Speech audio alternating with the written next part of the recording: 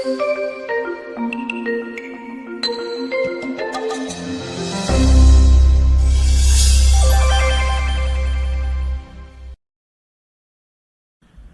Corinthians 13:12.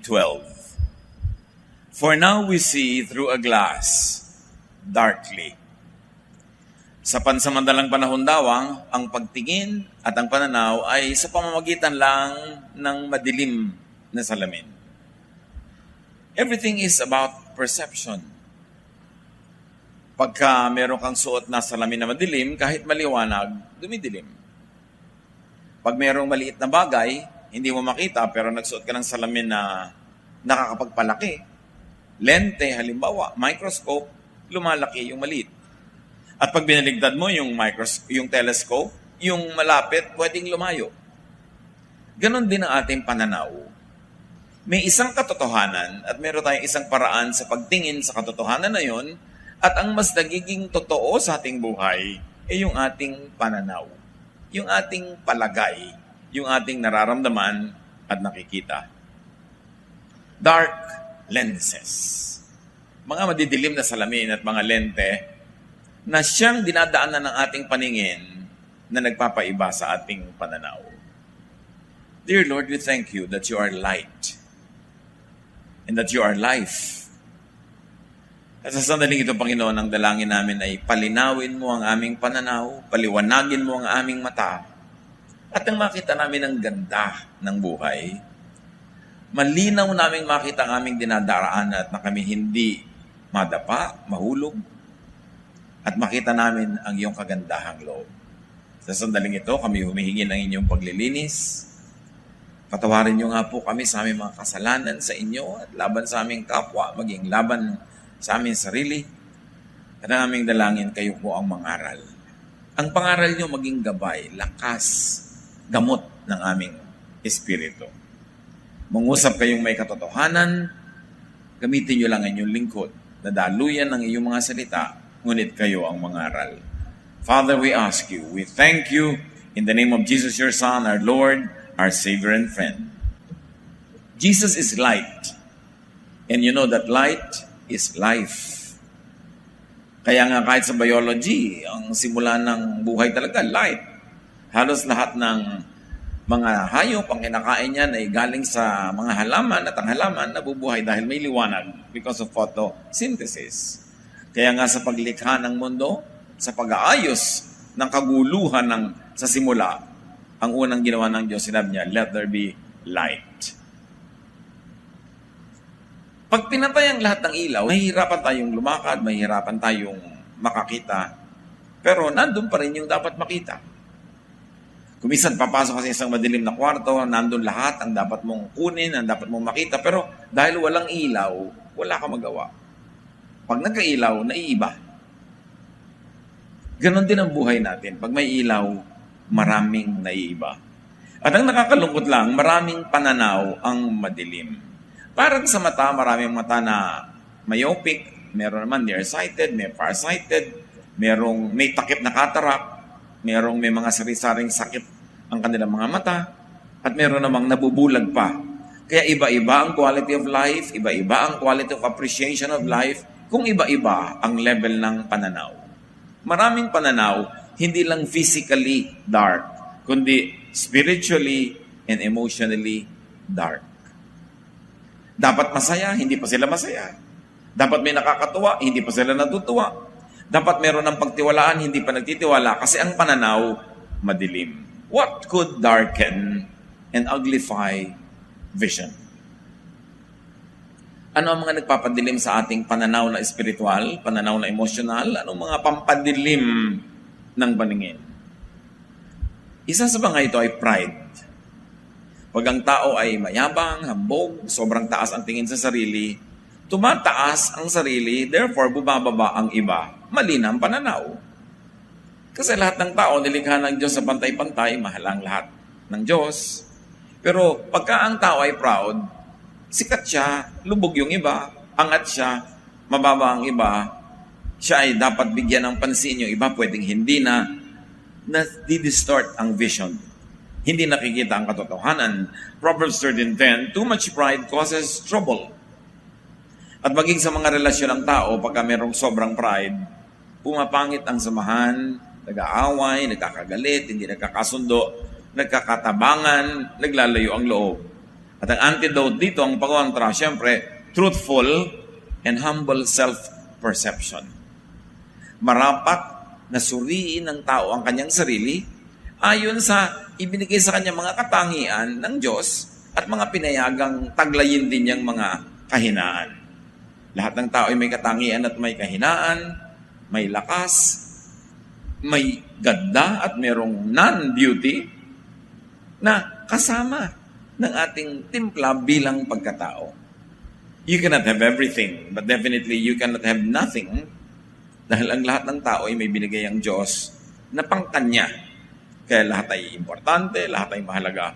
And the moment that you begin to treat yourself more highly than you ought, your vision gets distorted. Your behavior changes and your relationship with people and with God gets uglified. Kaya ang pride, malaking dapat na project na paliitin, pababain, itama para hindi maka-apekto to the point that our life and the beauty of life is negated. Isa pa, negative outlook. Yung laging ang nakikita, kapintasan ng kapwa, imbes makita ang katangian. Yung nakikita yung dapat ireklamo, imbes yung dapat ipagpasalamat. Yung nakikita ay yung hindi maganda, pero hindi tinitingnan yung maganda. Laging negative. And because there's a bad vision, the emotion becomes sad, everything becomes negative. Lahat ng bagay may positive at negative side. Kaya nga sa math, merong negative at positive side, ang number line. Bawat positive na plus, may negative na, bawat plus 1, may negative 1 na katumbas yan. Bawat plus 20, may negative 20 na katumbas. Laging may negative, may positive. Pero, pang-balance yun. May gabi, may araw, may dilim, may liwanag, may init, may lamig. Pero pagka laging yung negative side, one side lang ang tinitingnan mo, maiiba ang pananaw mo sa buhay, papangit. Pag ang isang tao ang tinignan mo lang halimbawa, yung negative side niya, ano mangyayari? Hindi mo na siya ma-appreciate. Lalayo ang iyong loob, liliit ang pagtingin mo. At kung isang tao naman, tinignan mo lang lagi, positive side, katulad ng maraming magulang, ang paningin sa anak nila, puro positive. Blind na pagkampi. Blind na pagpapasunod. Lahat na lang na makaaway ng anak niya, yung kaaway ang mali. Ang anak niya laging tama, laging anghel, laging mabait. Ano din yun? Baligtad na pananaw. Dapat ang isang tao sinusulit, inuuri natin ayon sa kanyang tunay na mga katangian at maging mga tunay na hindi katangian o kung minsan ay kapintasan pa nga. It's all part of the package. But negative people only look at the negative. Kaya marami mga manugang ang lagi nirereklamo biyanan nila kasi at tinitingnan lang nila yung negative eh. Hindi yung positive. Yun lang lumaki yung naging asawa mo, pinalaki ng nanay niya. Hindi pa ba positive enough yun? Inabutan mo pang buhay? Tapos lalo na kung pinag-aral pa, tinuruan pang maghanap buhay, ikaw ngayon na nakikinabang nun. Hindi ba enough na positive na yun kahit maraming negative traits ang biyanan mo? At ganun din naman yung paningin ng biyanan sa manugang. Paningin natin sa ating employer o sa employee, laging may negative, may positive. That's part of the package. Para balance, dapat pareho mong tinitingnan yan. Ephesians 4:18, their minds are in the dark, and they are stubborn and ignorant, and have missed out on the life that comes from God. Pag negative ang pananaw mo, madilim ang paningin mo, you miss out on life. Pagka umuulan, lagi ka magmumukmok, ang dami naman pwedeng ma-enjoy pag umuulan din. Pag mainit, dadabog ka, ayaw mo nang mainit, meron din namang ma-enjoy. Ano magagawa mo kung laging negative ang pananaw mo? At maraming ganun mga Pilipino na pagka nasa abroad, miss na miss ang Pilipinas, star na star ang Pilipinas, gustong-gusto kumain ng mga puto-bongbong, bibingka, mangdang may bagoong, gustong-gusto ito't yun. Pag nandito naman, reklamo, init-init naman dito, lamok-lamok dito. So, pag nasa ibang bansa, miss ang Pilipinas. Pag nandito, miss naman yung ibang bansa. Negative kasi tinitingnan, kahit kailan hindi ka sasaya. Take the thorns as well as the roses. Ang rose naman talaga may thorn eh. Pero hindi lang siya puro thorn. Kasi merong talulot, may petal, may bulaklak. So look at the brighter side of things. Count your blessings. Tuwing gusto nating maging negative, magreklamo, maging discontented, count your blessings. Hindi pwedeng wala. Laging may blessing. Pag lang titingnan mong mabuti. Meron nga tayong isang pastor na nakawan sila. Matapos siya magtrabaho abroad ng napakatagalan, nakapag-ipon ng konting property, sa bahay nila, may mga gamit, pinasok sila isang gabi na magnanakaw. Paggising nila, kinabukasan, wala na yung mga ipinundang nilang TV, yung mga component nila noon, uso pa, yung mga equipment, mga gamit. At sabi ng wife, ayan, bakit ganito nangyari sa atin? Sabi ng husband, aba, count your blessings. At sabi naman ni wife, ano naman ang blessing dyan na nakawan na ka tayo? Tagal-tagal natin itong inipon. Nasira pa yung lock ng pinto natin. Sabi naman ng husband, well, hindi ba blessing na nanakawan tayo at hindi tayo yung nagnakaw? Yung palang blessing na. Tapos, hindi ba blessing na ninakawan tayo pero may natira pa? O yung toilet bowl natin, nandiyan pa, hindi nila nakuha. Tapos sabi niya, at hindi ba blessing na nanakawan na nga tayo, natanggal na yung mga gamit natin, nahakot na, hindi tayo pinatay? Pag titingnan mo talaga, maraming blessing if only you will choose to look at the blessing. Kahit anong bagay may blessing. At kahit anong bagay may negative side. Pinipili kung anong titingnan. But the people of God will look both ways. Truthful ang pagtingin natin, hindi bias. Objective tayo. We are people of truth. What else could darken and uglify one's vision? Pananaw sa buhay, attitude, frustrations in life. Yung maraming mga naging kabiguan, maraming pagbagsak, maraming mga kakulangan ng tagumpay. Pag hindi nag-iingat ang mga ganito, ang bunga sa kanila, bitterness, vengefulness, pessimism. Yung hindi na sila natutuwa pagka ang iba ay nagtatagumpay kasi sila frustrated sa buhay nila. Nagiging mainggitin pa sila, matatanimin ang sama ng loob, at irritable. Pag ang tao maraming frustration. Pero kung tatanggapin mo, talagang gano'n ang buhay, may frustration. Laging may frustration, just take it when it comes. And do better to minimize the possibility of a repeat. Hebrews 12:15, let no one become like a bitter plant that grows up and causes many troubles with its poison. Meron daw mga mapapait na halaman na sinisira yung mga katabi niya dahil sa kanyang bitterness. At ang mahirap ako minsan, we can destroy our own selves because of our own bitterness. Bunutin ang mga bitterness at heart na galing sa frustration, kabiguan, patuloy na kakulangan, kasalatan, kahirapan. Kasi isipin mo, mahirap ka na nga, bitter ka pa, edi na dobling hirap mo. Hindi ka na nga naging very fruitful and productive. Magiging bitter pa yung attitude mo. Whatever little fruit there is to enjoy, hindi mo na rin may enjoy because you're too busy being bitter. Keep trying. Operate in your strength. Marami sa atin frustrated with our achievements or lack of achievement because we do not operate according to our giftedness. Nangongopya tayo ng iba, pinipilit natin gawin yung ginagawa nila, matagumpay sila, pero tayo hindi kasi iba yung gift nila eh. So iba ang papel nila sa buhay. Ang dapat hanapin natin, ano yung papel ko sa buhay na angkop, bagay, sa ibinigay sa akin ng Diyos na kakayanan.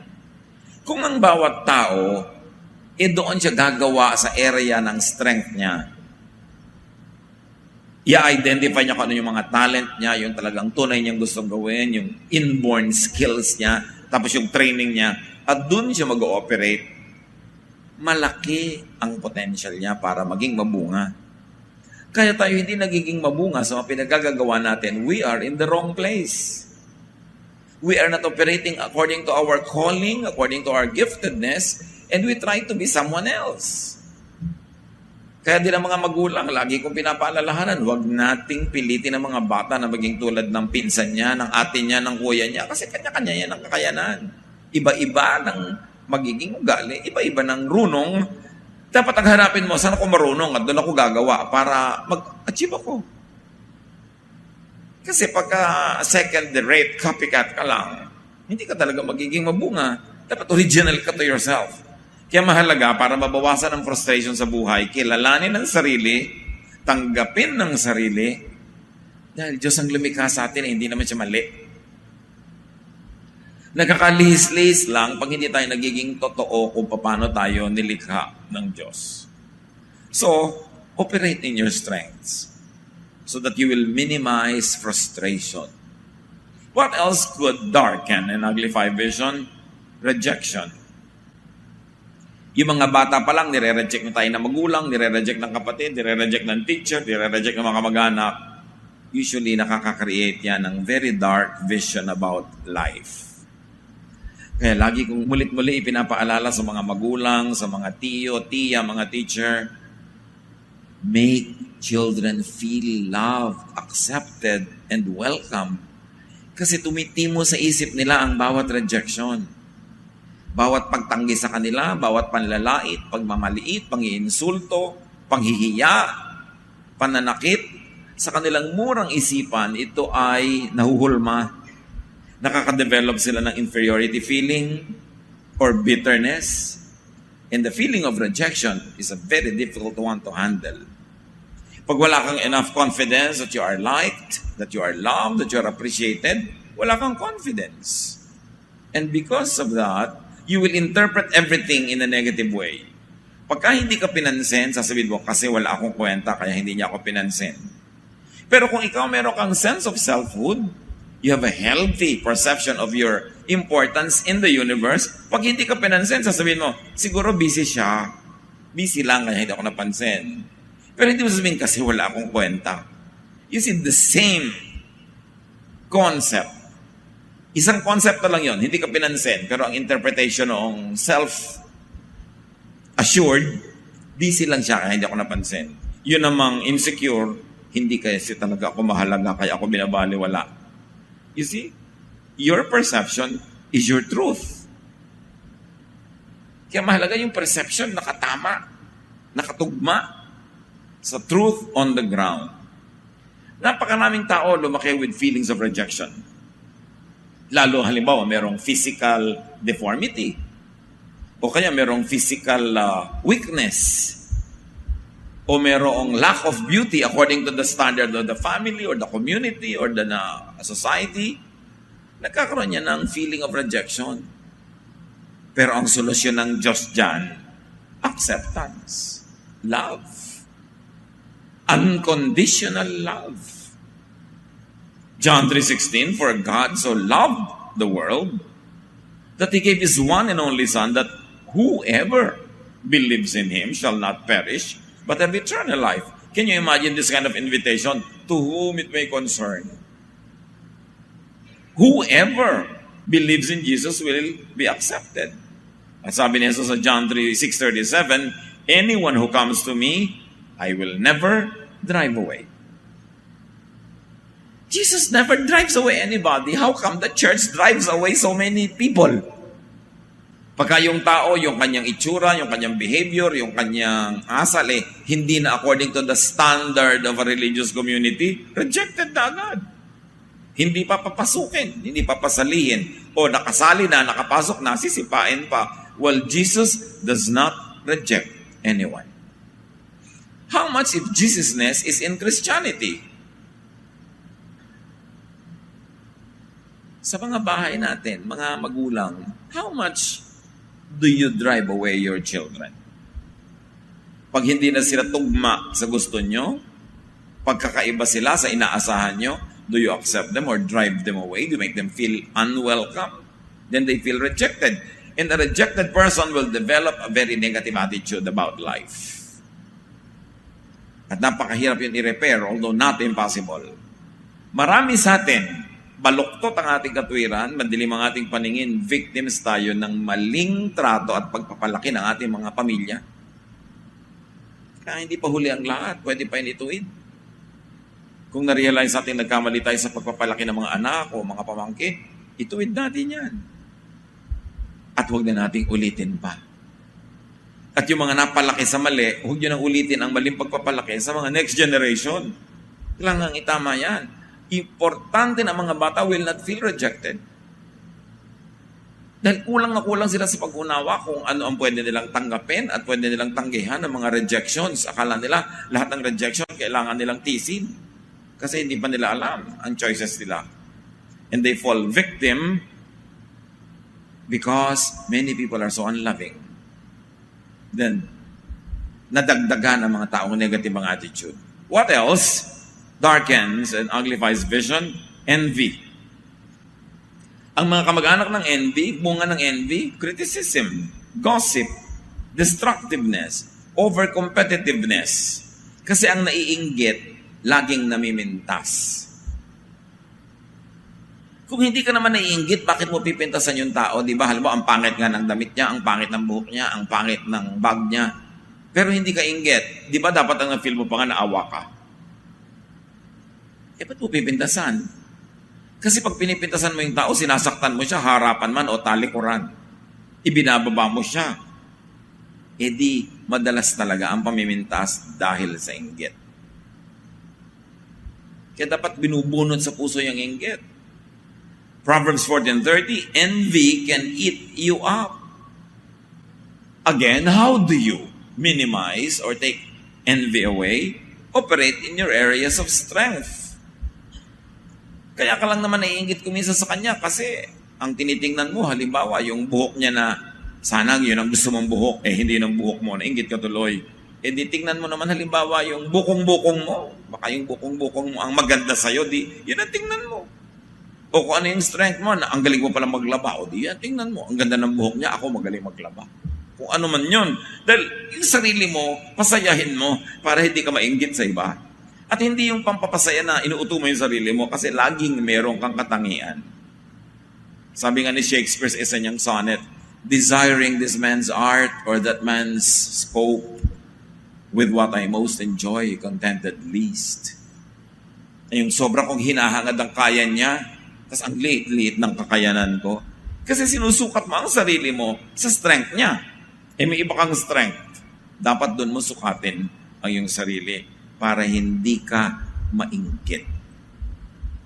At kahit sinong kinakaingitan natin, meron din yung sorrow, may sadness, may sakit din yun. Meron din siyang problema, may insecurity din yun. Hindi pwedeng wala siyang ganun, lahat ng tao may ganun. Akala mo lang ang saya-saya, ang ganda-ganda ng buhay niya, maaaring sa isang aspeto, pero hindi sa lahat ang aspeto ng buhay niya. Pero hindi natin dapat ikasaya na, you see, may kapintasan din siya, tuwa ka ngayon. Envy na naman yun.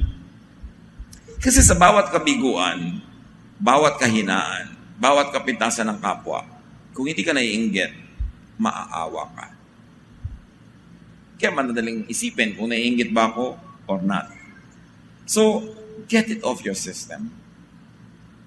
And another way to darken and uglify vision is because of foolishness. People don't learn. Si Jesus liwanag. Si Jesus katotohanan. Si Jesus karunungan. So pag may liwanag, may katotohanan, may karunungan. At ang karunungan nagpapalaya sa atin sa napakaraming uri ng kadiliman ng pag-iisip. Kaya mahalaga ang tao aral lang aral. Tanong ng tanong sa marunong, basa ng basa, nag-o-observe. Proverbs 19:3, we are ruined by our own stupidity. Hindi ka naman sobrang masisira ng kahangalan ng iba. Usually, yung sarili mong kahangalan ang talagang sisira ng todo sa iyo. And one great error that leads to a negative perception in life is failure to learn from mistakes. From errors of judgment. Lahat nagkakamali. Lahat. Pero ang umaasenso ay yung natututo mula sa kanyang pagkakamali. To the point na hindi na niya inuulit o dumadalang na ang pag-ulit nun. Pero yung pagkakamaling paulit-ulit-ulit, ibig sabihin nun, wala kang natututunan, patuloy ka rin masasaktan.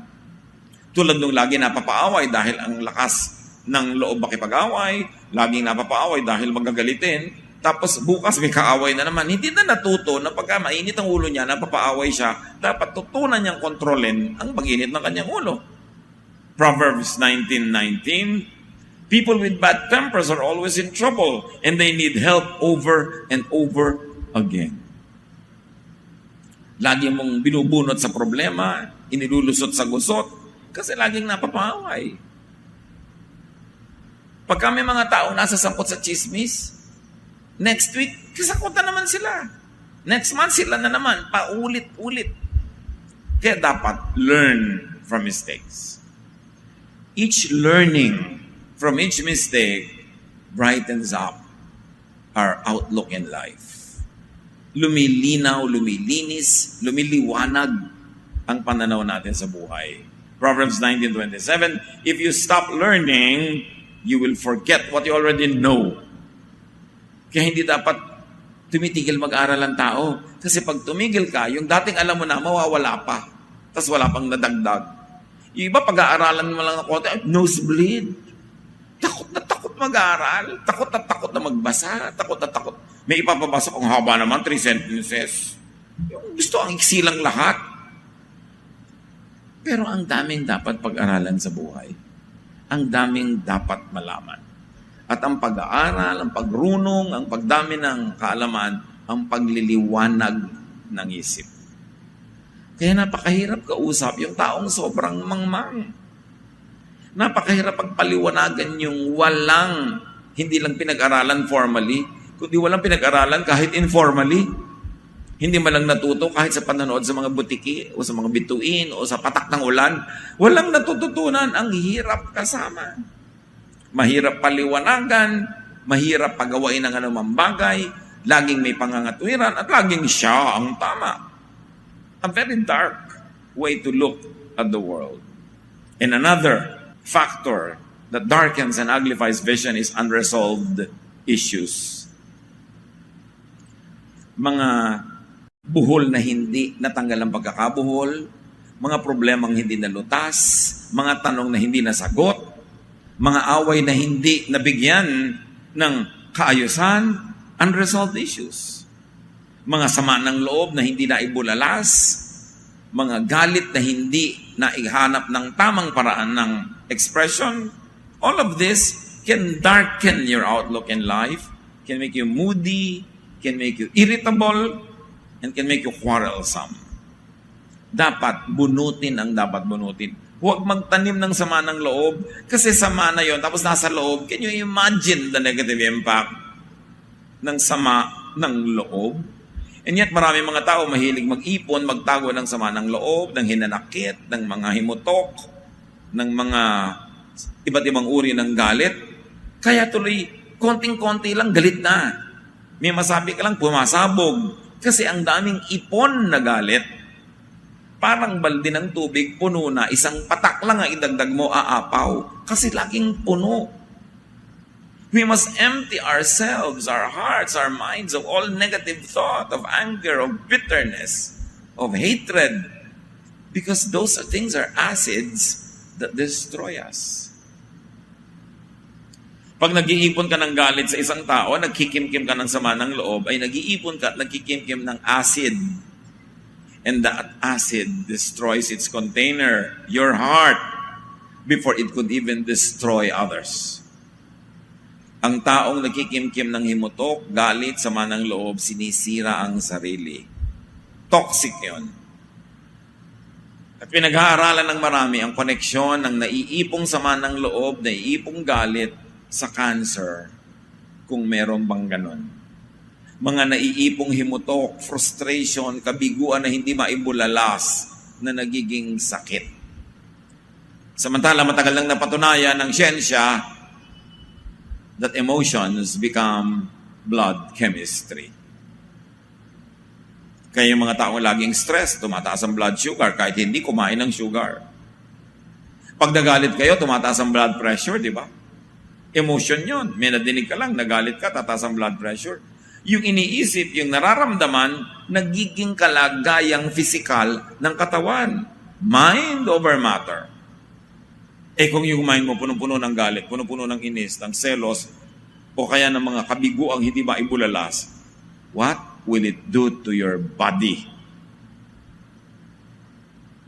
Kaya mga humahalakhak, tumatawa, nakakapagpalusog yun, nakaka-relax ng muscle, ng lahat ng mga nerves, yung sobrang pagtawa. Kaya pag may tumatawa, huwag na kayo mainis kahit pangit ang sound. At least, gumagaling siya sa kanyang makaramdaman. O kaya, nape-prevent ang iba pa mga karamdaman. Yung magbabayad ka na rin lang ng papanoorin, yun ang nakakatawa kasi nakakatakot. Manonood ka ng horror, tapos tumibilis ang pitig ng iyong puso, nagkukonstrict ang iyong mga blood vessels, tumataas ang iyong blood pressure, tapos nagbayad ka pa. Di ba lugi ka nun? Importante, binabantayan natin kung ano ating emosyon. Kung anong nakakagalit, nakakainis. So, yun ang laging pansinin. Lalo't medyo may edad na. Palampasin nyo na. Sabi nga nila sa Laguna, hayain na. Don't stop at every station. Don't pick every quarrel. Huwag patulan ang lahat. Kasi nakakasira yan ng kalusugan. At alisin ang mga himotok at galit. Kung kailangan sabihin mo dun sa tao na gumawa ng mali sa'yo, sabihin mo sa magandang paraan. Pero ilabas mo yan. Hindi pwedeng kimkimin. Proverbs 24-26. A hypocrite hides hate behind flattering words. They may sound fine, but don't believe him, because his heart is filled to the brim with hate. He may disguise his hatred, but everyone will see the evil things he does. So hindi naman talaga natatanggal pag galit ka. Huwag ka magpanggap na hindi galit kasi ma-express mo na yan sa ibang paraan. Handle your anger correctly. And it's best to tell the people that have angered you, alam mo, sumama ang loob ko sa iyo. Alam mo, nasaktan ako sa sinabi mo, sa ginawa mo. Sabihin mo yun. Kaya sabi, confess to one another. Malaki ang therapeutic effect niyan. Yung inilalabas mo. O kung hindi mo naman sa kanya masabi, to someone na hindi magchichismis, hindi palalalain, hindi kagagatungan na lalo pa magalit pa. Kaya sabi iba, alam mo, kahit hindi niya ako pinayuhan, nakahinga lang ako. Sumaya na ako. Nasabi ko lang yung gusto kong sabihin. Kasi nga, nasa loob mo kailangan yan ilabas. Kasi pag hindi, it will find other ways of expressing itself. Usually in negative behavior, usually in aggressive behavior. So it is very important to be at peace with yourself. I-settle mo yung mga issues mo na yan. Yung mga pwede mong sabihin para ma-correct, sabihin mo, pero yung hindi mo na pwedeng sabihin, ang layo na niya, ang tagal na, namatay na yung tao. Patawarin mo na, kalimutan mo na, leave it there, and move on. It's very important. Of course, a big factor that darkens and uglifies vision are people around us, people who are close to us. Ang laki ng influence sa inyo, ng taong lagi niyong kausap, kahit hindi niyo yun nahahalata. You influence each other. So dapat pinipili talaga ang matagal kinakausap, yung mga kaulayaw, yung mga palagayang loob, mga kabarkada, pinipili yan. Nagkakahawa-hawahang kayo na ugali. Proverbs 13:20, walk with the wise and become wise, for a companion of fools suffers harm.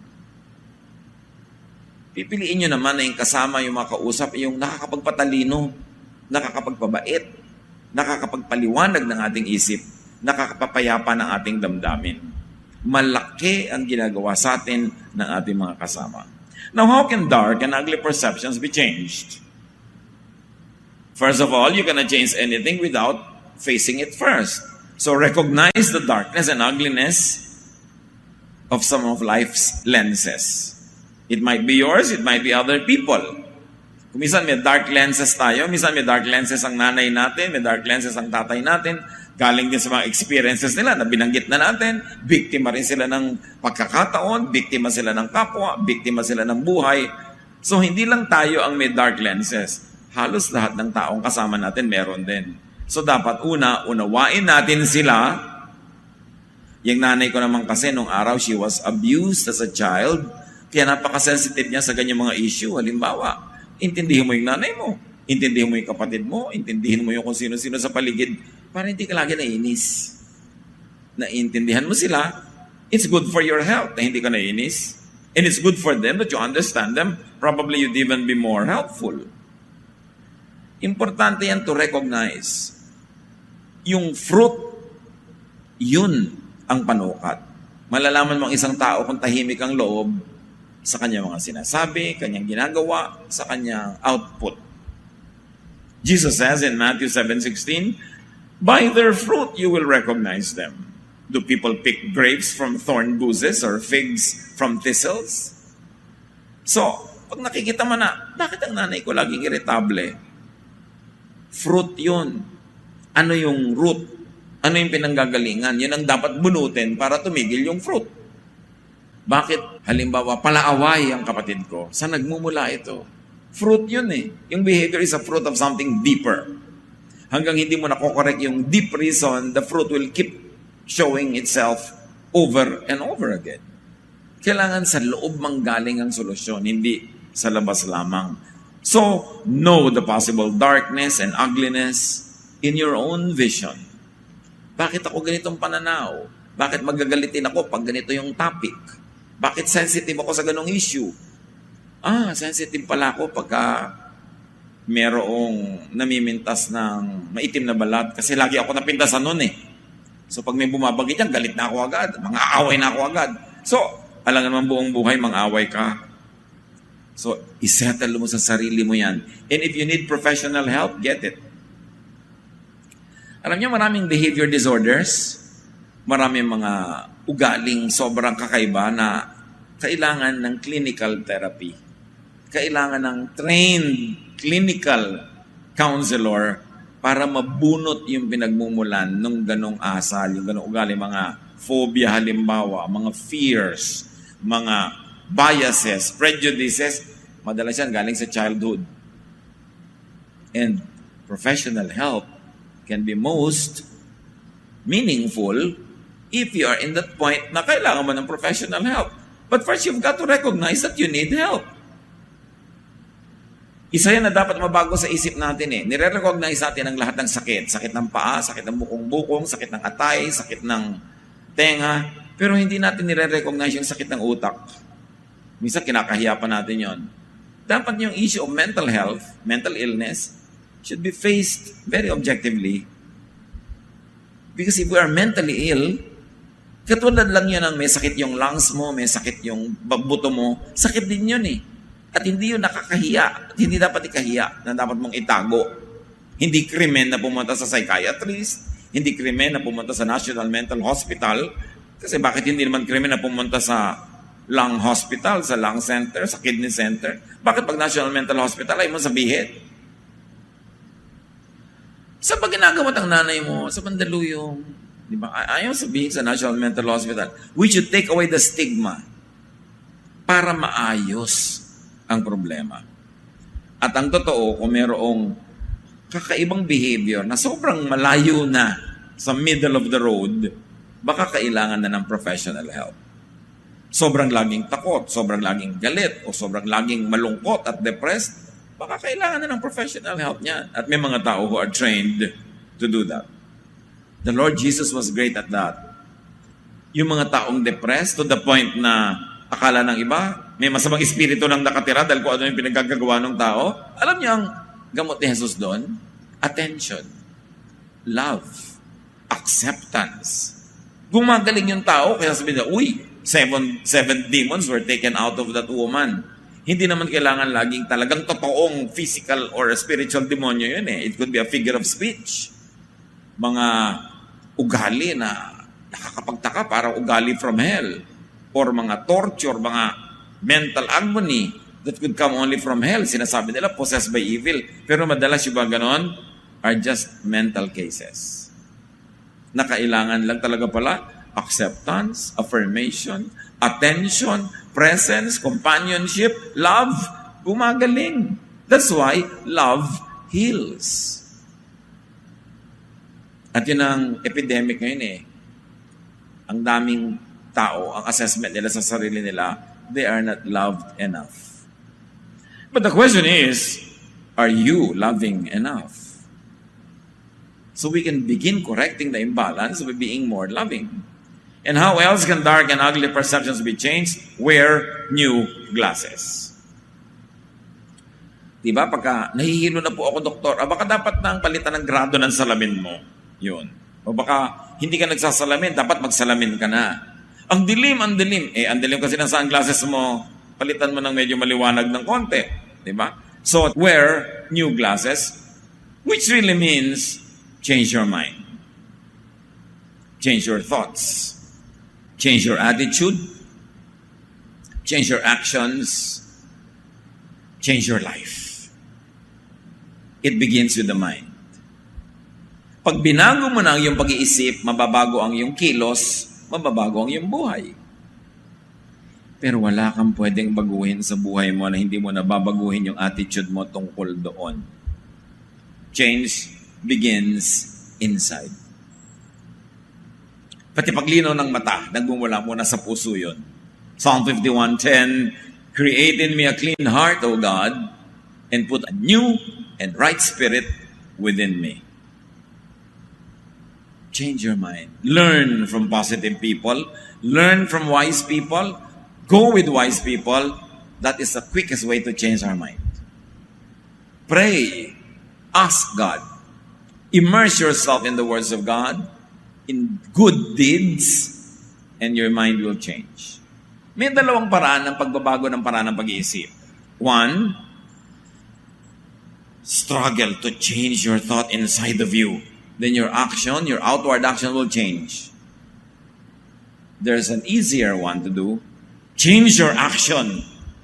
And change mo ng action mo, your thought will change. Two ways. You can choose whatever is easy for you. Ano bang madali para mamahal ko halimbawa ang biyanan ko? Lagi kong gusto example yan kasi pinakamaraming World War III talaga sa mga biyanan, di ba? Paano ko mamamahal ang biyanan ko? Babaguhin ko yung attitude. Iniisip ko tungkol sa kanya. Uunawain ko yung childhood niya. Uunawain ko yung na-rape pala siya noong panahon ng Hapon. So, medyo may bitterness siya. Uunawain ko na lumaki siya sa hirap. Lagi siya nangungutang. Pinapagalitan ng mga may-ari ng tindahan. Kaya pala siya ganyan. Kaya pala siya ngayon selfish kasi lumaki siyang walang-wala. Ayaw na niyang mawalan uli. So, pag pinalitan ko yung iniisip ko tungkol sa kanya, mamaya sabi ko sa kanya, good morning po, nanay, good morning, mami. Maiiba na rin yung attitude ko sa kanya kasi iniba ko yung iniisip ko eh. Mamaya uuwi ako, pasalubungan ko na siya ng Skyflex. Halimbawa, di ba? Pero may palamang hamon. Dahil iniba ko ang iniisip ko, maiba yung action ko. Pero pag sabi mo, ang hirap naman mag-iba ng isip, masyado naman yatang complex yan, masyadong invisible yan. Ang unahin mo yung action ng ibahin mo. Pasalubungan mo, hilutin mo ang likod, pagtimpla mo ng kape, yung action, kahit hindi pa sinsira, change your action, kauulit mo na magiging habit. When it becomes a habit, it will change the way you think. So choose your style. Kung alin ang pag-change ang gagawin nyo, but change your mind if it is negative. Balance your perception of self and others. Hindi lang ikaw ang star sa mundo, hindi lang ikaw may damdamin, hindi lang ikaw ang dapat unawain. Romans 12:3, I realize God has treated me with undeserved grace. And so I tell each of you not to think you are better than you really are. Use good sense and measure yourself. Sabi ni Paul, ang dami kong na-enjoy pero alam ko hindi ko to deserve. Ang bait lang ng Diyos sa akin. Lahat tayo, sabi niya, dapat sukatin natin ang sarili natin ng tama. At huwag masyadong palakihin ang sarili kasi hindi naman talaga tayo ganong kalaki. Huwag tayo magmalaki. And then learn lessons from all situations, especially difficult ones. Again, may difficult situation. Ang blessing doon, if you learn from it, then you come out of it wiser, then it becomes a blessing. Hebrews 12:7, be patient when you are being corrected. This is how God treats His children. Don't all parents correct their children? So pag itinutuwid ka, magpasalamat ka kaysa hindi ka itinutuwid, manatili kang liko. Don't take offense when you're being corrected. Because once you accept that you are wrong, you are wise forever. But if you deny you're being wrong, you are a fool forever. It's all a matter of changing the attitude. Hebrews 12:10-11, our human fathers correct us for a short time, and they do it as they think best. But God corrects us for our own good. It is never fun to be corrected. In fact, at the time, it is always painful. But if we learn to obey by being corrected, we will do the right and live at peace. Yan, masakit lang habang pinapalo. Masakit lang habang itinutuwid. Mahirap lang habang itinatama. Pero oras na natutunan mo yung lesson, buong buhay ka makikinabang doon. Buong buhay na matatama yung paraan mo, ikaw din ang makikinabang. And very importantly, so as not to be negative, learn and master contentment. Get what you want or want what you get. Para tahimik ang buhay mo. Kunin mo yung gusto mo. Hindi mo nakuha, di gustuhin mo yung nakuha mo. Tahimik ang buhay mo. Lalo sa pag-aasawa. Diba? Yan na yung nakuha mo, di enjoyin mo na, gustuhin mo na, para tahimik ang buhay. As is, where is. Philippians 4:12, I know what it is to be in need and what it is to have more than enough. I have learned this secret so that anywhere, at any time, I am content, whether I am full or hungry, whether I have too much or too little. Don't problematize how much you have. Just enjoy it. Don't problematize how much you do not have, because even if you've problematized it, you will still not have it anyway. At least right now. So tanggapin mo, enjoyin mo kung anong meron para payapa ka. Then assess and reassess your failures and your frustrations. So you will improve. Without the help of an ox, there can be no crop. But with a strong ox, a big crop is possible. And think of the ox as a reflection.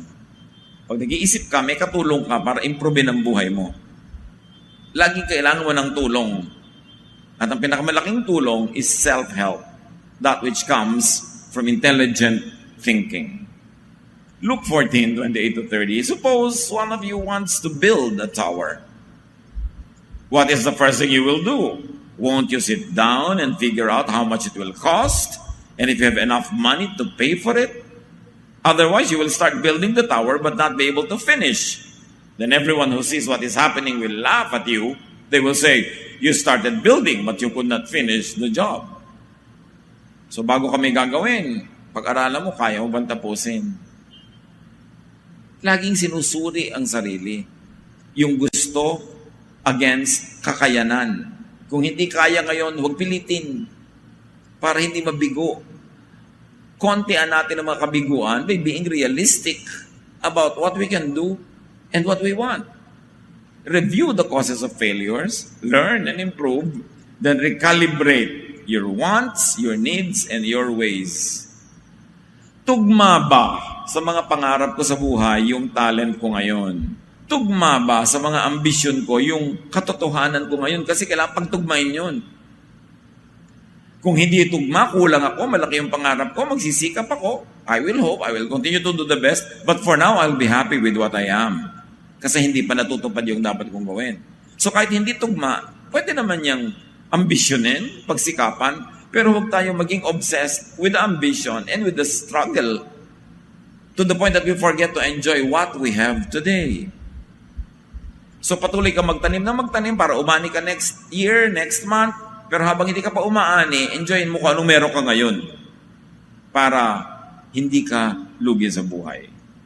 And very importantly, if you want to minimize darkness in our ways of thinking, learn to identify good from bad advice. Pag nalilito kasi tayo, kung anong sabihin ng advisor, yun ang gagawin natin. Dapat huwag kang maggagawa ng kilos habang ikaw emotional, habang ikaw ay upset, galit, too happy, too sad, because chances are you will make a mistake. Let it pass. Magpahinga. Payapain ang sarili bago gumawa ng desisyon. And learn to identify fact from criticism. When people tell you a fact about yourself and it's unpleasant, it's not nice, and it's a fact, accept it and improve yourself. If it's just a criticism, it's for you to accept or reject it. Hindi naman lahat ng criticism ng tao, fact. Uy, alam mo, may namimintas sa'yo sa Facebook. Namimintas lang siya. Criticism lang niya yun. Fact ba yun? Totoo ba? Kung hindi totoo, I won't be bothered. At kung totoo, thank you. Di itama ko ang sarili ko. Hindi galit na galit ka agad pag may nagkikriticize sa'yo. Sabi, uy, alam mo, ang pangit-pangit ng gupit mo. Totoo naman Ba't ka pa magagalit? Hindi pagandahan mo para hindi siya ma-offend o kung yun lang talagang kaya mo, di pasensya siya. Kung napapangitan siya, pumikit siya. Pero kung totoo, tanggapin. Huwag magalit. Proverbs 10:10, deceit causes trouble, and foolish talk will bring you to ruin. And Proverbs 10:11, the words of good people are a source of life, but evil hides behind the words of the wicked. Suriin, salain ang pinakikinggan. Kasi pwede magpadilim ng ating pananaw yan. Yung mga nagbubuyo, nagsusulsol, yung mga nagtutulak sa'yo na gumawa ng mali, filter what you hear from them. At kung laging nadidiliman at napapangitan ng tingin mo sa mundo, sa isang tao, sa isang bagay, magpalit ka kaya ng lenses. May iba ang iyong buong pananaw. At kung iba naman, halimbawa, lahat ng pinag-uusapan natin itong buong panahon na ito, hindi pala para sa inyo because hindi naman dark ang inyong vision, positive naman kayo, maliwanag. Para sa iba, gamitin natin ito ngayon para unawain yung iba, akayin sila, at paliwanagin ang kanilang pananaw, tulungan silang magbago towards improvement, para ang lahat magkaroon ng mas payapa, mas tahimik, mas masayang buhay. Ama namin, kayo ang magbigay sa amin ng personal application sa mensaheng ito. Maraming narating ang usapin, maraming na-discuss. Idiin mo sa aming isip yung pinaka-relevant sa aming personal na buhay, matandaan namin, mapag-aralan, masuri, at ma-apply. Pagbulay-bulayan natin sumandali mga kapatid, ang personal application sa atin ng ilan sa ating mga pinag-aralan na angkop sa inyong kalagayan ngayon. Lord, teach us, empower us, encourage us, and enrich us. And now speak to us, guide us, so that we may have a brighter, more beautiful outlook in life. Even if it's already beautiful now, make it even more beautiful, O Lord.